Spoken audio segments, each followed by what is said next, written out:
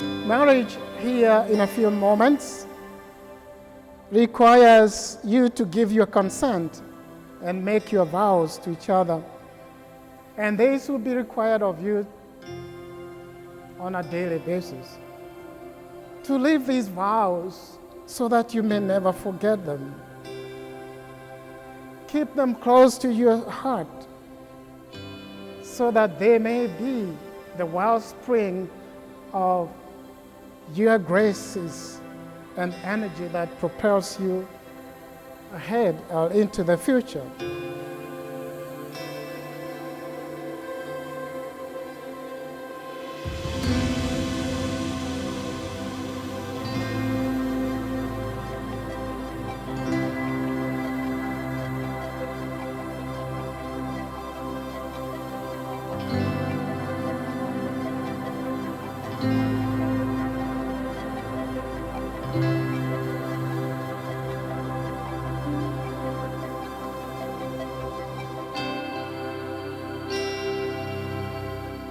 And little to my knowledge, and much to Deb's, Katie had a huge crush on Dominic.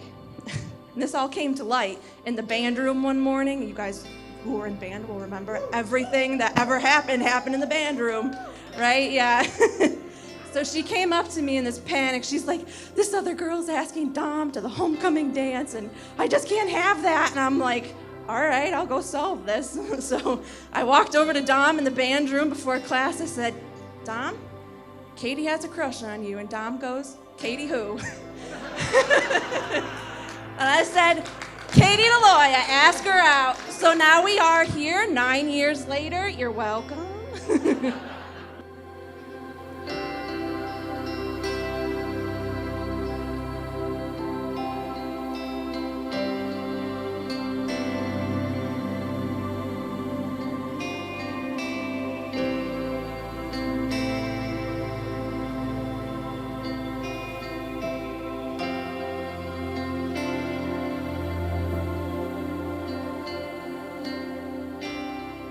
I work with this woman that just had a baby, and she said, I have a daughter. And I said, I always wanted a daughter.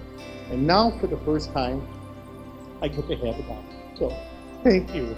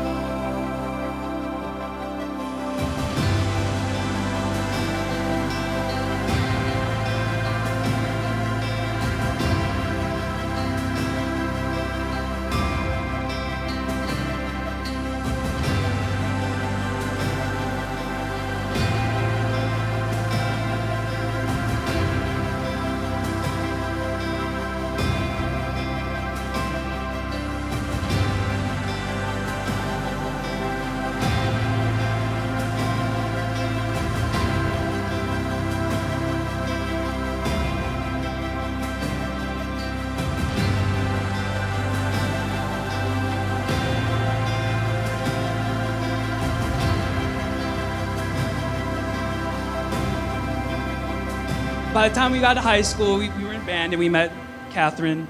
Katie, my bad.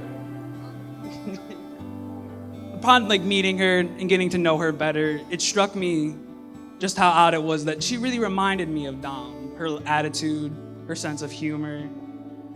So much so that when he eventually told me that they had ended up together, it really wasn't that much of a surprise. So, Dom, I've known you 90%, better half of my life. Katie, 50%. that's still a sizable number. But I love you guys both with 100% of my heart.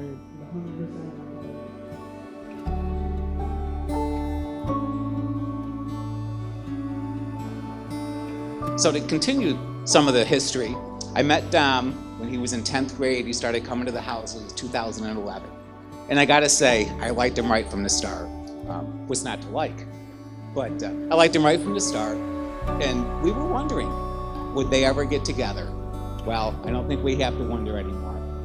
I couldn't ask for anything more. And on top of all that, today, I officially get to call you son.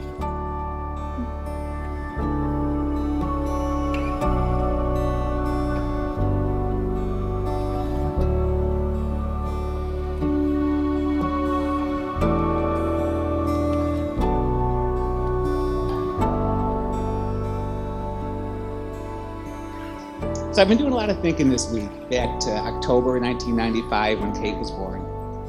I left the hospital at 2 o'clock in the morning. She made us wait for her. And I remember thinking to myself how the world looked a little different, a little better, a little brighter. And it did. Over the years, Kate's been my daughter, my friend, my confidant, my ally, and my greatest nemesis. I wouldn't trade it for anything.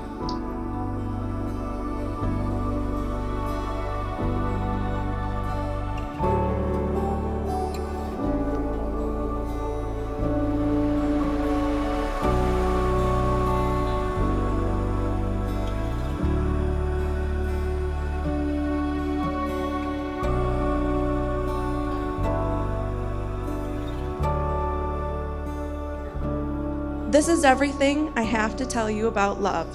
Nothing. Only that the world out there is complicated, and there are beasts in the night, and delight and pain, and the only thing that makes it okay, sometimes, is to reach out a hand in the darkness and find another hand to squeeze and not to be alone. It's never just the kisses. It's what they mean. Somebody's got your back. Somebody knows your worst self, somehow doesn't want to rescue you. It's not two broken halves becoming one. It's the light from a distant lighthouse bringing you both safely home.